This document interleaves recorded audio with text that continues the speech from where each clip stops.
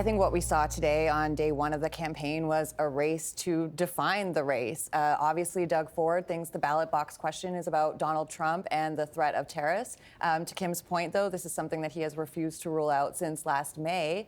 If you ask his political rivals, NDP's Mart Stiles, Liberals' Bonnie Crombie, or the Greens' Mike Schreiner, they say this is self-serving. Doug Ford already has a majority mandate, and what he needs to fight the tariffs, they're willing to support him on a tariff fighting plan. They think that he's just trying to get out ahead of whatever the RCMP is looking into the green belt, that it's politically advantageous for him to go to the polls before the feds for many reasons. We know that Ontario tends to elect opposites at Queen's Park and the Hill. So there's a lot of reasons why this would be advantageous for Doug Ford. I think, as my co-panelists have pointed out, the onus is now on his rivals to remind people that, we've had this premier for the last 6 years, and are they happy with the state of healthcare, education, cost of living? So it really feels like it's a race to define the race.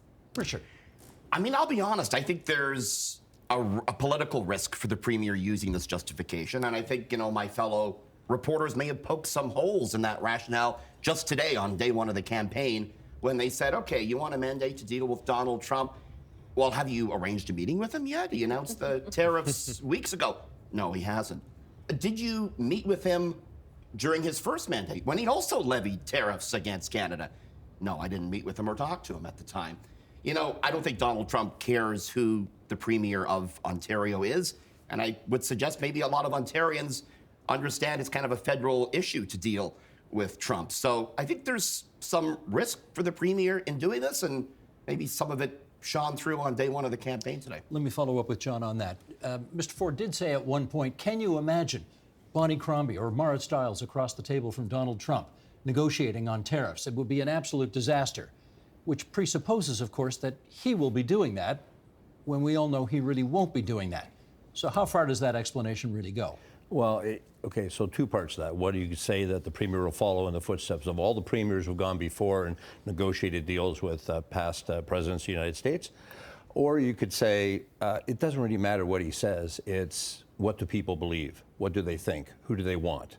So in an instance where you think you're worried about the future and what Trump might mean for Canada, it comes down to who is the person you want to be premier that you believe, whatever the role is, would be the best spokesperson, the best representative to protect you. No, but that's what's really cynical about this decision to call the early election, is that Donald Trump isn't going to know who Doug Ford is through his entire 4 years in office. He's not going to sit across the table and negotiate with him. Doug Ford's never going to be involved in a conversation like that. What he's preying on is an expectation that the electorate aren't going to really care. They're not really going to tune into this election, and we're going to have as low voter turnout as we did in the last election, which all of us know was extremely low. It is cynical, and it's cynical that he called this election in the first place. That's the trouble that I'm trying to raise here. We had 40%, about 40% turnout in the last election. So but there are ridings where it was as low as 24%, right? I mean, across the GTA, there were 24% turnout in Brampton and places like that, right? Like it was very, very low numbers. And I think that's the risk that the premier is going to be coming up against, is if we don't see that low a turnout, people might show up with a different result. The big risk, too, is he talking about the issues that Ontarians really care about? I mean, you look at the polling, people care about, health care. I think affordability is number one. And these are issues that the premier, the opposition would say is maybe a bit weak on. And here he is talking about Trump. I think that could be a risk for him. Having said that, Kim, the premier, as John said, legally, constitutionally, is entitled to call the election when he wants to. We have a fixed election date law, but there's a loophole in it allowing him to go early. He is exercising what you might call his home court advantage. Isn't he entitled to do that? Sure, that's the crass politics. When you're the premier, you get to call the election when you want. Now, all of that being said, Mara Stiles and the New Democrats have been fired up and ready to go on this election campaign. We've seen this on day one, the difference of how Mara Stiles showed up at her campaign launch versus, with a crowd around her, with really great energy, talking about her skills as a negotiator against U.S. multinationals. The things that matter, the things that brought her here from Newfoundland originally, a better life for her and her family. She also pointed out that Premier Ford, Doug Ford, has not been that good of a negotiator when it comes to deals like Ontario Place and the Science Centre that have left Ontarians lagging. But I also say that when I've looked at where the donors are coming from, where the candidates are coming from, where the race is going to intensify, she raised she's got about $10 million sitting in a campaign war chest, raised by 220,000 unique individual donors from across the province. Those are arms and legs that get us into traditional and non-traditional NDP territory. Even if it's -5 outside? Even when it's -5, these are folks who will go knock on those doors. They've got their toe warmers and their hand warmers. They're ready to go, and they're out on the hustings now. And it's really a fascinating place. And the comparison that we saw today, this introduction to Ontarians that the first day of the campaign brings, where you had Marit Stiles and then you had Bonnie Crombie. Now, Marit Stiles knocked it out of the park. Bonnie Crombie was standing in a parking lot and basically trying to hold on to her hat. It wasn't quite the good image. Equal time for Dan on that one. Well, I think Bonnie's coming up on this program very soon, and she'll deliver, I think, the clear message she's going to deliver throughout the campaign.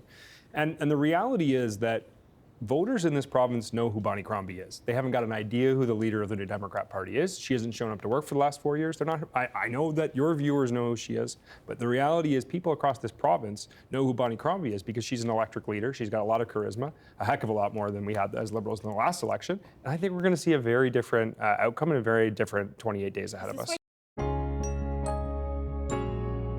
CFTA 2017 is actually the replacement of the Agreement on Internal Trade from the early 90s. So we've kind of been using an internal free trade agreement for about 30 years. And the 2017 iteration, I think it was a huge mark forward in advancing. They introduced this concept of, it's called the RCT, where you hash out these regulatory differences that Jeffrey was alluding to. And these things are really technical and require folks to come together and hash out the subject matter experts to hash things out. And they're kind of unsexy issues when you really get into them. We're talking about the differences in what high-vis apparel is across the provinces. Excuse me, what is? High visibility apparel. Oh, okay. We're talking about the contents of first aid kits. We're talking about varying driver qualifications for long combination vehicles.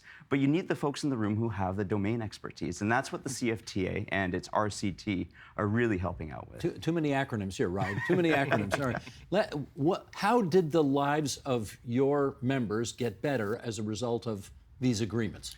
So I think it's still very much a work in progress. Like Ryan mentioned things like first aid kits. Before the most recent internal trade agreement, you had rules where every province had different requirements for what is in a first aid kit. So if you were producing first aid kits as a company and you were selling to Quebec, it had different requirements than Ontario, than Alberta, than BC, and it started to make very little sense to produce for 10 provinces. You're just kind of going to produce for one and stay in your backyard. So in recognizing sort of across the board, like, the kits that apply in BC should be able to apply to Ontario, that sort of thing makes life easier. As good as as much progress as the agreement has made, though, there are still a lot of barriers that remain very frustrating, in particular, credential and certification recognition, getting labor to move across borders. While we recognize that, a plumber in Quebec can be a plumber in Ontario, there's still licensing requirements, there's still some fees that are there, there's still paperwork that needs to be filled out, and that's still really slowing things down. Does it, Jeffrey, by your eye, I mean, you pointed out at the top of your last answer, this seems to sort of rear its ugly head over and over and over and over. How can we expect to have free trade with other countries when we can't seem to figure it out within our own borders? Well, the last Ryan who spoke put his finger on something in my part of the world in Ottawa. If you go across into, on this side of the border, you see lots of Quebec companies building things, developers. You see people, Quebec plumbers, Quebec electricians. You go on the other side of the border, which I do often, you don't see any Ontario companies because there are restrictions in Quebec that prevent that. So that's a wonderful little tiny microcosmic illustration. The kinds of things the Ryans are talking about are useful, but there are a lot bigger things that could be done. For example, it has been suggested that we need one national securities regulator. Well, Manitoba wants one because they've got some insurance industries, and BC wants one because they have mining, and Quebec wants it because it's Quebec's, and they are all afraid that Toronto would suck it all up. Here's another idea. Drug costs, okay? At the moment, every province has its own drug formulary, and it negotiates with the big companies for the best price it can get. These are all hidden, by the way. But if the provinces all got together and said, no, we're going to have one negotiator for us, let's say 2 provinces negotiate on all of our behalfs, you'd be negotiating on behalf of 40 million people instead of 9 or 10 in Ontario and whatever is in Saskatchewan. So there's lots of those big things that could be done that would actually save money and efficiency. But the provinces are too determined to hold on to the jurisdiction that they have and not share it even with other provinces to the detriment of the whole country. And it is very ironic, I think, that Donald Trump, who's disliked by 75% of Canadians, according to the polls, that was before he threatened the tariffs. It's probably 80 or 85% now. We can thank him for once again focusing attention on this issue. Does our interest in saving this planet depend on how well we are doing economically in the moment? So I'm going to make the argument that those two things go together. You know, we've had this long-standing kind of bifurcation between jobs and the environment, economy and the environment, and it's pretty clear that that's not true. I mean, there was a report released by the International Accounting Coalition that said basically we can expect possibly up to a 50% reduction in global GDP by 2070 because of climate change, right? There's been similar predictions about the drop in Canadian GDP, not obviously that large, but Here's World Economic Forum here. Yeah. $1.7 trillion to $3.1 trillion by the year 2050. That's what it could cost. Right. So that's a huge number, and that's not, you know, that is about climate change and the economy in the same sentence, in the same breath. So I don't think that we need to separate these two out and say, oh, well, we can't deal with climate change until we deal with the economy. Those things are one and the same, and it's time for all of the parties to get on board with if we're going to have a climate plan, we need an economic plan, and if we're going to have an economic plan, it's going to be a climate plan. Monte, that argument has been made by environmentalists for a long time, for 20 years now, and it does not appear to be convincing the Canadian public. They still seem to think there's a choice between the environment and having a good economy. What's the problem? Just some context here. In the last decade, according to the Business Council of BC, Canadian economy has grown, real GDP has grown less than 1%. So that's the here and now, and that to some degree reflects the outright attack on regions of the country by the Liberal government with respect to their climate policy. We've driven away foreign direct investment. We're hurting people's paychecks. We're hurting their ability to get jobs. So there does need to be a plan that incorporates the current situation of the economy, which is that, you know, Canada does produce a lot of oil and gas. Big swaths of the economy are dependent on it, our standard of living. It can't be about something that we're promised in terms of jobs 20 or 30 years down the road. It needs to be something that aligns with where the Canadian economy is right now. And I think if you have a solution to climate change or progress on climate change that aligns with that current situation we have with the Canadian economy, you're going to have much better chance of getting buy-in.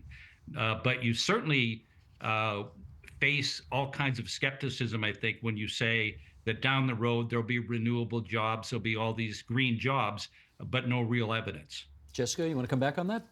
Yeah, I do. I mean, I think, first of all, I think it's very easy to make broad statements about how environmental regulation hurts the economy, but we know that climate change hurts the economy, right? So last year, summer 2024, cost us $7 billion because of the fires and other various climate disasters.